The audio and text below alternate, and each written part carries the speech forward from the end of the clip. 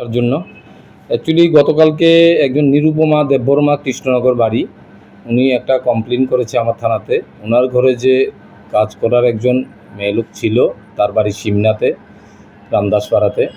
তো বিগত প্রায় 1 বছর ধরে ওনার ঘরেই উনি কাজ করে হাউসমেট হিসাবে। তো ওনার ঘরে কাজ করার সুবাদে উনি গতকালকে হঠাৎ উনি দেখতে পায় ওনার ঘর থেকে কিছু গোল্ড অর্নামেন্টস মিসিং। তো উনি অনেক জিজ্ঞাসাবাদ করেছে, ও যে কাজের মেয়েটি খুব ইতস্তত বোধ করে, কিছু বলছে না।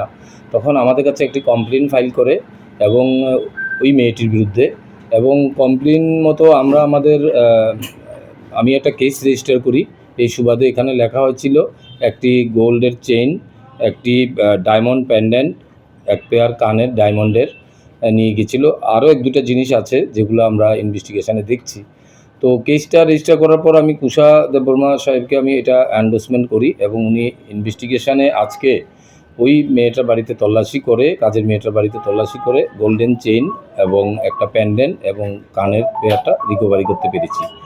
তো আজকে আমরা জিনিসগুলো সিজ করেছি এবং ওই যে লোকটি কাজ করেছিল তাকেও আমরা অ্যারেস্ট করেছি। এখন সে কোর্টে যাবে এই কেসে।